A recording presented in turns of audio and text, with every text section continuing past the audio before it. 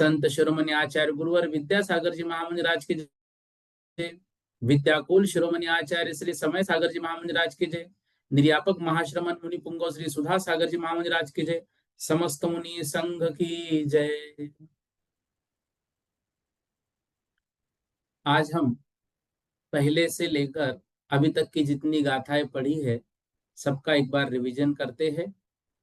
और कल जो है आपको यहां तक की परीक्षा देनी है, ठीक है। चलिएगा, पहले हमने पढ़ा था सिद्धांत चक्रवर्ती आचार्य श्री नेमि चंद्र जी महामुनिराज का परिचय।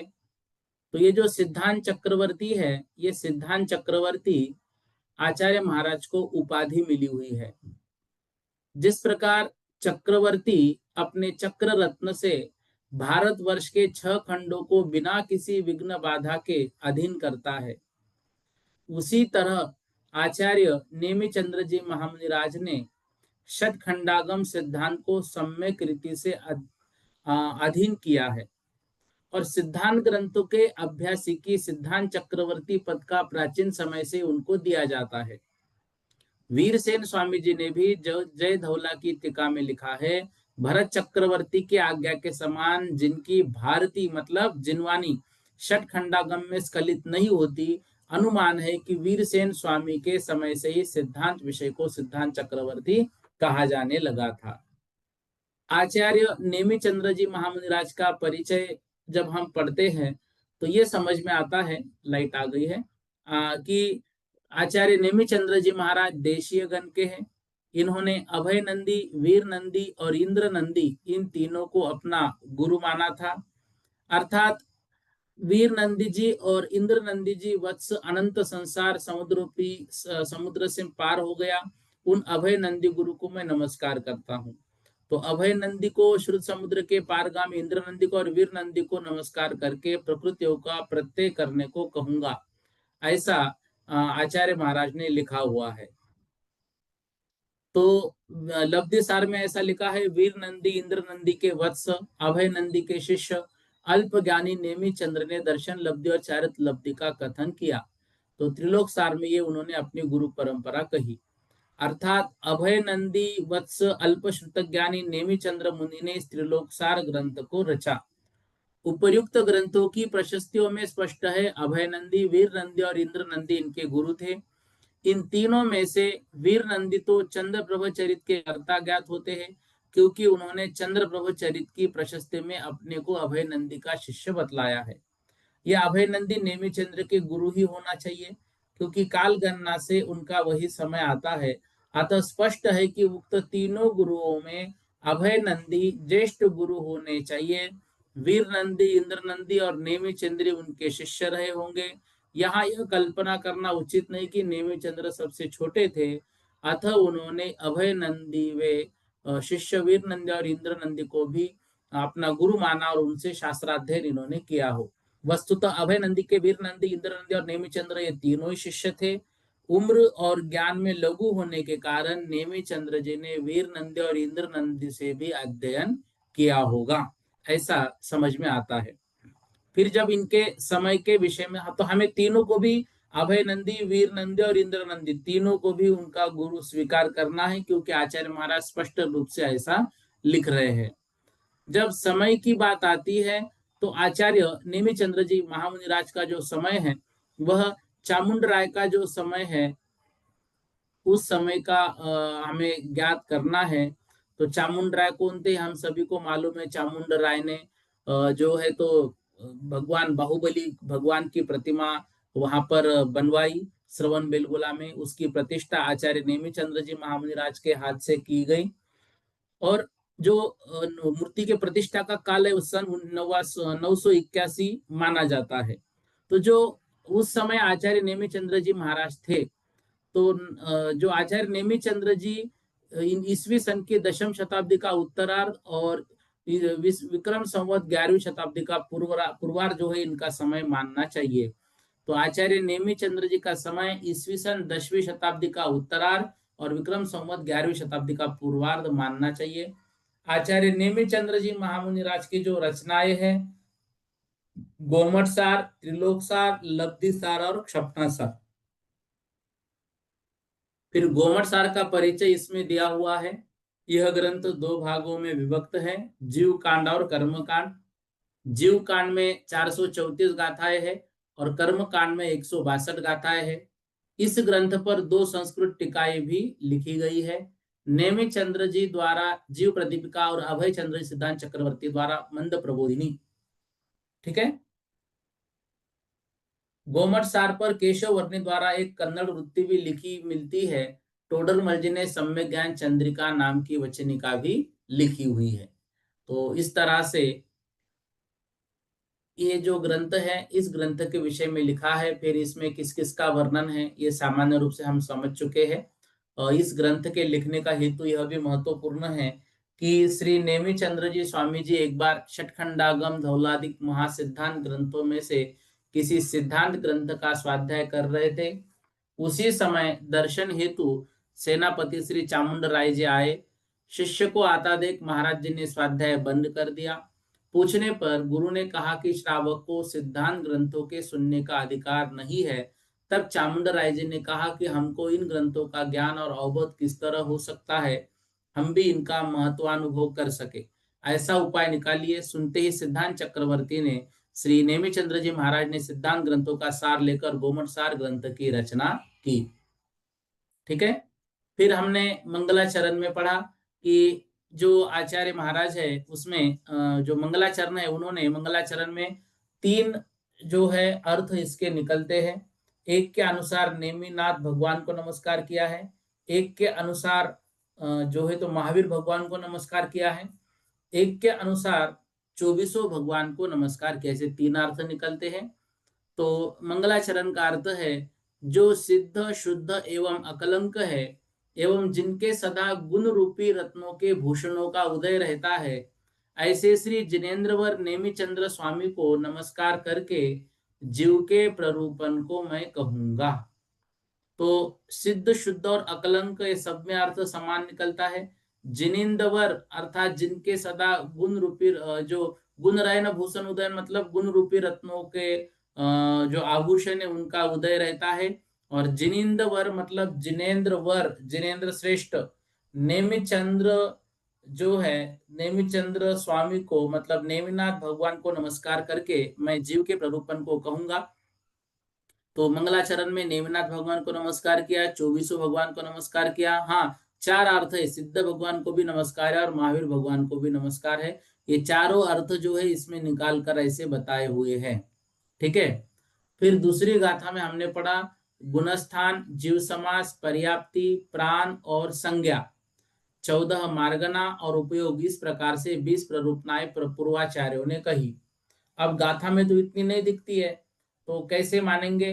तो देखो, गुणस्थान, जीव समास, गुणस्थान भी 14 है और जीव समास भी कितने हैं? 14 है।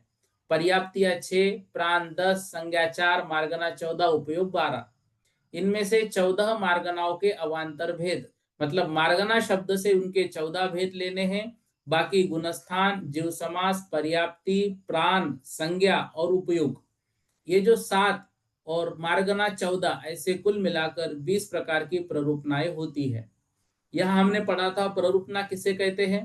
तो गुण स्थानों में, जीव समासों में, पर्याप्तियों में, प्राणों में, संज्ञाओं में, गतियों में, इंद्रियों में, कायों में, योगों में, वेदों में, कषायों में, ज्ञानों में, संयमों में, दर्शनों में, लेशाओं में, भव्यों में, अभव्यों में, सम्यक्तों में, संगी असंगियों में, आहारी अनहारियों में, उपयोगों में, पर्याप्ति और अपर्याप्त विशेषणों से विशेषित करके जो जीवों की परीक्षा की जाती है उसे प्ररूपना कहते हैं।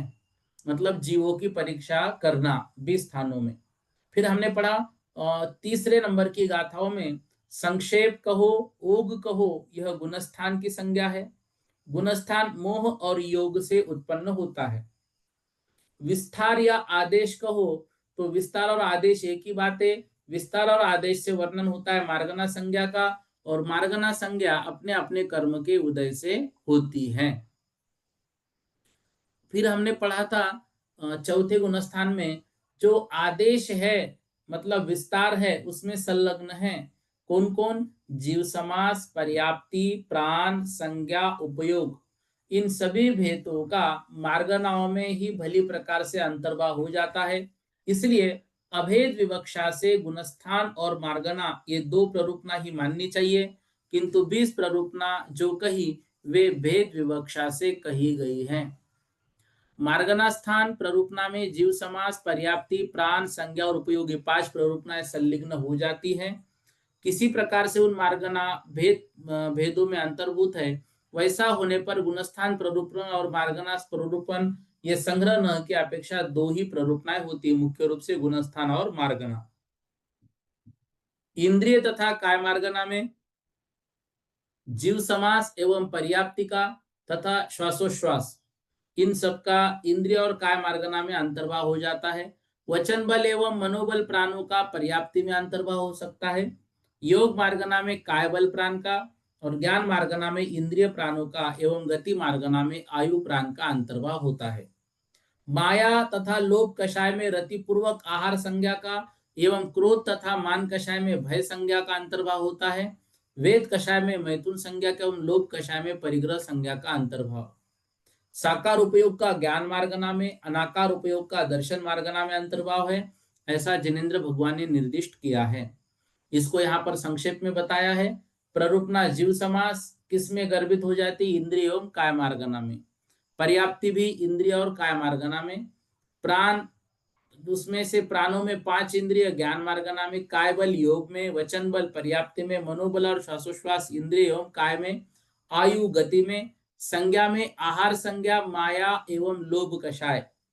अब इसमें आहार संज्ञा में माया क्यों लिया? लोभ तो समझ में आता है, भूख लगती है। माया में क्यों लिया? क्योंकि रति पूर्वक किया जाता है। भय क्रोध एवं मान कषाय में, मैथुन प्ररूपना वेद कषाय में, और परिग्रह लोभ कषाय में। उपयोग में ज्ञान उपयोग ज्ञान मार्गना में, दर्शन उपयोग दर्शन मार्गना में गर्भित हो जाता है। इस तरह ये चार्ट ही सभी गाथाओं का विस्तार है।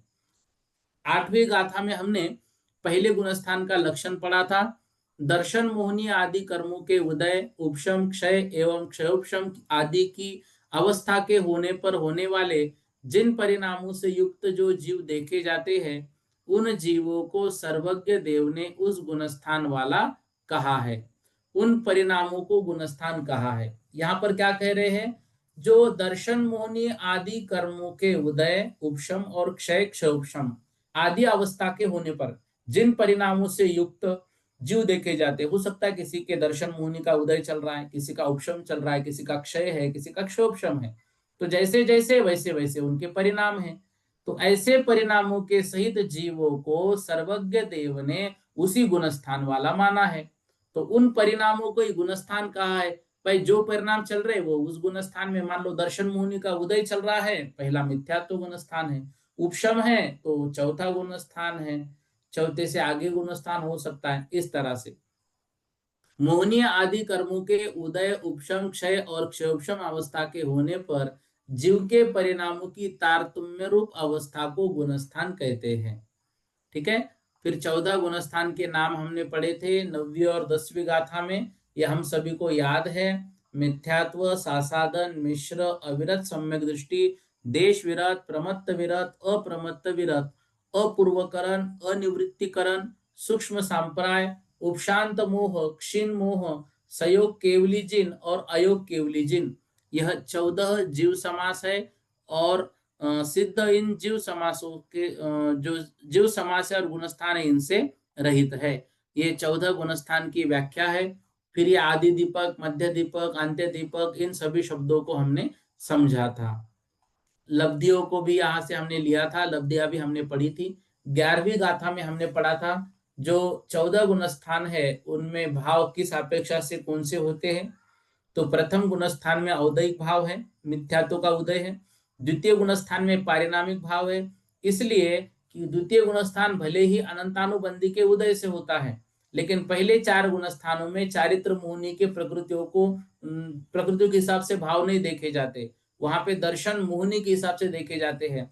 और द्वितीय गुणस्थान में दर्शन मोहिनी में से मिथ्यात्व, सम्यक मिथ्यात्व और सम्यक प्रकृति तीनों का उदय नहीं है। इस कारण से दूसरे गुणस्थान में पारिणामिक भाव है, मिश्र में क्षायोपशमिक भाव है, चतुर्थ गुणस्थान में औपशमिक, क्षायिक और क्षायोपशमिक, इस प्रकार तीनों ही प्रकार के भाव है। क्षायोपशमिक वहां होते हैं जहां पे सर्वघाती प्रकृतियों का अनुदय और देशघाती प्रकृति का उदय होता है। प्रथम गुणस्थान में औदयिक, द्वितीय में पारिणामिक, तीसरे में क्षायोपशमिक, चौथे में तीनों प्रकार के भाव माने जाते हैं। मिथ्या दृष्टि आदि गुणस्थानों में जो जीव नियम रूप से औदयिक आदि भाव कहे हैं, वे दर्शन मोहिनी कर्म की अपेक्षा है, क्योंकि चतुर्थ गुणस्थान पर्यंत चारित्र नहीं पाया जाता, चारित्र वहां पर होता नहीं, इसलिए दर्शन मोहिनी की अपेक्षा से वहां पर वो भाव कहे गए हैं। तो हमने देखा पहले गुणस्थान में औदयिक भाव दर्शन मोहिनी की अपेक्षा, दूसरे गुणस्थान में पारिणामिक भाव दर्शन मोहिनी की अपेक्षा, तीसरे गुणस्थान में क्षायोपशमिक भाव दर्शन मोहिनी की अपेक्षा, चौथे गुणस्थान में औपशमिक, क्षायोपशमिक और क्षायिक भाव दर्शन मोहिनी की अपेक्षा। 13वें गुणस्थान में हमने पढ़ा देश विरत, प्रमत्त, अप्रमत्त, इन गुणस्थानों में चारित्र मोहिनी की अपेक्षा क्षायोपशमिक भाव होते हैं, तथा इनके आगे अपूर्वकरण आदि गुणस्थानों में भी चारित्र मोहिनी की अपेक्षा से ही भावों को कहा जाता है। देश विरत, प्रमत्त, अप्रमत्त मतलब 5वां, 6वां और 7वां, इन गुणस्थानों में चारित्र मोहिनी की अपेक्षा क्षायोपशमिक भाव है। इनके आगे अपूर्वकरण आदि गुणस्थानों में चारित्र मोहिनी की अपेक्षा से भावों को कहेंगे। अर्थात उसके ऊपर उपशम श्रेणी वाले 8वें, 9वें, 10वें गुणस्थान तथा 11वें गुणस्थान में उपशांत मोह में औपशमिक भाव है। शपक श्रेणी वाले उक्त तीनों ही गुणस्थानों में तथा क्षीण मोह, सहयोग केवली, आयोग केवली, इन 3 गुणस्थानों में और गुणस्थानातीत सिद्धों के नियम से क्षायिक भाव है, क्योंकि इनका क्षायिक सम्यक दर्शन होता है। अब देखो यहाँ पर 5वें से लेकर सिद्ध तक जो भाव कहे हैं, ये सब अपेक्षा इधर इधर पढ़ेंगे हम, चारित्र मोहिनी की अपेक्षा, और 5वें से पहले 4थे गुणस्थान तक दर्शन मोहिनी की अपेक्षा। तो 5वें, 6वें, 7वें में क्षायोपशमिक भाव, उपशम श्रेणी में औपशमिक और बाकी क्षपक श्रेणी और सिद्ध तक क्षायिक भाव भी होते हैं। फिर हमने पहले गुणस्थानों को पढ़ा था, मिथ्यात्व प्रकृति के उदय से होने वाले तत्वार्थ के अश्रद्धान को मिथ्यात्व कहते हैं। इसके 5 भेद हैं, एकांत, विपरीत, विनय, संशयित और अज्ञान। तो मिथ्यात्व प्रकृति के उदय से होने वाले तत्वार्थ के अश्रद्धान को मिथ्यात्व कहते हैं। उसके 5 भेद भी हमने पढ़े, एकांत, विपरीत, विनय, संशयित और अज्ञान। फिर एकांत, बौद्धादि मत वालों को एकांत कहा, याज्ञिक ब्राह्मण आदि को विपरीत कहा, तापस आदि को विनय कहा, इंद्र नामक श्वेतांबर गुरु प्रभृति को संशय और मस्करी मुसलमान सन्यासी आदि को अज्ञान मिथ्या दृष्टि कहा। फिर कहा मिथ्यात्व प्रकृति के उदय से उत्पन्न होने वाले मिथ्या परिणामों का अनुभव करने वाला जीव विपरीत श्रद्धान वाला हो जाता है। उसको जिस प्रकार पित्त ज्वर से युक्त जीव को मीठा रस भी अच्छा मालूम नहीं होता, उसी प्रकार यथार्थ धर्म अच्छा मालूम नहीं होता, रुचिकर नहीं लगता। मतलब किसको? मिथ्यात्व प्रकृति के उदय से जीव को। उस मिथ्या दृष्टि जीव के बाह्य चिन्ह क्या है? मिथ्या दृष्टि जीव समीचीन गुरुओं के पूर्वापार विरोधी दोषों से रहित और हित करने वाले वचनों को भी यथार्थ श्रद्धा नहीं करता, किंतु विपरीत आचार्य भाषों के द्वारा उपदिष्ट और अनुपदिष्ट असत भाव का अर्थात पदार्थ के विपरीत स्वरूप का इच्छा अनुसार श्रद्धान करता है। विपरीत को श्रद्धान करता, आच्छे को ग्रहण नहीं करता। यहाँ पर हमने प्रथम गुणस्थान की बहुत सारी विशेषताएं भी पढ़ी थी, वो परीक्षा में नहीं पूछे जाएंगे, लेकिन सामान्य रूप से हमको वो याद होनी चाहिए। फिर 19वीं गाथा में हमने दूसरे गुणस्थान को समझा था।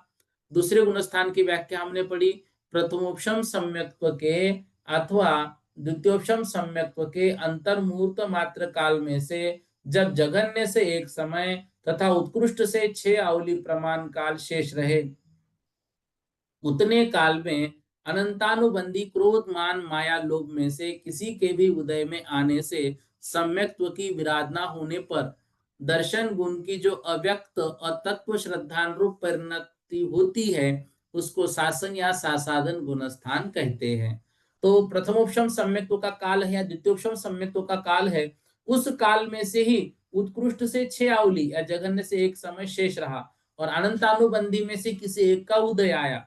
ऐसे समय में विराधना से सहित सासादन नाम का दूसरा गुणस्थान होता है। तो दूसरे गुणस्थान का इस कारण से उत्कृष्ट काल 6 आवली है, जघन्य काल एक समय माना जाता है। सम्यक्त्व रूपी रत्न पर्वत के शिखर से गिरकर जो जीव मिथ्यात्व रूपी भूमि के सम्मुख हो चुका है, अतएव जिसने सम्यक्त्व की विराधना कर दी है और मिथ्यात्व को प्राप्त नहीं किया है, उसको शासन या सासादन गुणस्थानवर्ती कहते हैं। यहाँ तक जो है द्वितीय गुणस्थान की ये सारी विशेषताएं हैं और ये सारी विशेषताओं को भी हमने पढ़ा था। फिर तीसरे गुणस्थान की व्याख्या आई कि जिसका प्रतिपक्षी आत्मा के गुण अर्थात सर्वथा घातने का कार्य दूसरी सर्वघाती प्रकृतियों से विलक्षण जाति का है, उस जात्यंतर सर्वघाती सम्यक मिथ्यात्व प्रकृति के उदय से केवल सम्यक्त्व रूप या मिथ्यात्व रूप परिणाम न होकर मिश्र रूप परिणाम होना, उसको तीसरा गुणस्थान कहते हैं। मतलब तीसरे गुणस्थान में ना सम्यक रूप परिणाम है, ना मिथ्यात्व रूप परिणाम होते हैं। अब सम्यक मिथ्यात्व को जात्यंतर क्यों कहा? सर्वघाती प्रकृति के उदय से जीव के विवक्षित गुण का पूर्ण घात होता है, विवक्षित गुण का अंश भी प्रकट नहीं हो पाता। परंतु सम्यक मिथ्यात्व प्रकृति के उदय से जीव के श्रद्धान का पूर्ण घात न होकर विलक्षण घात होता है। इसी के उदय में सम्यक्त्व और मिथ्यात्व दोनों के मिश्र रूप परिणाम पाए जाते हैं, इसलिए इसे जात्यंतर सर्वघाती प्रकृति कहा। अपनी सर्वघाती रूप जाति से कुछ विलक्षण जात्यंतर कार्य करने से जात्यंतर प्रकृति कहा। जब सम्यक मिथ्यात्व का उदय कहा जा रहा है, तो सम्यक मिथ्यात्व सर्वघाती का उदय होने से सम्यक मिथ्यात्व दोनों गुण ढकने चाहिए, लेकिन यहाँ पर हो क्या रहा है? ना सम्यक तो ढक रहा है, ना मिथ्या तो ढक रहा है, दोनों भी प्रकट हो रहे हैं। इस कारण से सम्यक मिथ्यात्व को जात्यंतर प्रकृति कहा। इसका उदाहरण दिया, जिस प्रकार दही और गुड़ को परस्पर इस तरह से मिलाने पर कि फिर उन दोनों को पृथक पृथक नहीं कर सके, उस द्रव्य के प्रत्येक परमाणु का रस मिश्र रूप अर्थात खट्टा और मीठा मिला हुआ होता है, उसी प्रकार मिश्र परिणामों में भी एक ही काल में सम्यक्त और मिथ्यात्व रूप परिणाम रहते हैं, ऐसा समझना चाहिए। तो तीसरे गुणस्थान वर्ती जीव सकल संयम या देश संयम को ग्रहण नहीं करता, न इस गुणस्थान में आयु कर्म का बंध होता है, तथा इस गुणस्थान वाला जीव मरण करता है तो नियम से सम्यक्त्व में या मिथ्यात्व में या सम्यक्त मिथ्यात्व दोनों में से किसी एक रूप परिणामों को प्राप्त करके ही मरण को प्राप्त करता है। तृतीय गुणस्थानवर्ती जीव ने तृतीय गुणस्थान को प्राप्त करने से पहले सम्यक्त्व या मिथ्यात्व रूप परिणामों में से जिस जाति के परिणाम काल में आयु कर्म का बंध किया हो, उस ही तरह के परिणामों के होने पर उसका मरण होता है, किंतु मिश्र गुणस्थान में मरण नहीं होता और न इस गुणस्थान में मारणांतिक समुद्घात होता है। सम्यक दर्शन गुण को विपरीत करने वाली प्रकृतियों में से देशघाती सम्यक्त प्रकृति के उदय होने पर अनंतानुबंधी चतुष्क और मिथ्यात्व मिश्र इन सर्वघाती प्रकृतियों के आगामी निषेकों का सद्वस्था रूप उपशम और वर्तमान निषेकों की बिना फल दिए ही निर्जरा होने पर जो आत्मा के परिणाम होते हैं, उनको वेदक या क्षायुषमिक सम्यक दर्शन कहते हैं। वे परिणाम चल मलिन और आगाढ़ होते हुए भी नित्य है, अर्थात जघन्य से अंतर्मुख से लेकर 66 सागर पर्यंत कर्मों की निर्जरा होती रहती है। क्षायुषमिक सम्यक्तों की बात की, फिर अगले गाथा में औपशमिक और जो है तो क्षायिक सम्यक्तों की बात यहाँ पर की। चलमल आगाढ़ दोषों को यहाँ पर हमने समझा था। फिर यहाँ पर बताए उन सात ही प्रकृतियों के उपशम से औपशमिक सम्यक्त्व और सातों ही प्रकृति के क्षय से क्षायिक सम्यक्त्व होता है। दूसरे कषाय का उदय है, मतलब अप्रत्याख्यान प्रत्याख्यान और संजुलन, दूसरे कषाय आदि, मतलब अप्रत्याख्यान प्रत्याख्यान और संजुलन का उदय होने से यहाँ पर संयम रूप परिणाम नहीं होते हैं। अब जो ऐसा चतुर्थ गुण स्थान वर्ती जीव है, वह अरिहंत आदि के उपदेश से उपदेशित जो प्रवचन आप्त आगम पदार्थ, इन तीन उन्हें श्रद्धता है, उनमें रुचि करता है, उन आप्तादिक में असद्भाव अर्थात अतत्व अन्यथा रूप उसको भी वह विशेष ज्ञान के अभाव से केवल गुरु के ही नियोग से इस गुरु ने कहा, इस सो अरिहंत की आज्ञा इस प्रकार प्रतीति करता है, वह सम्यक दृष्टि है। क्या कह रहे हैं?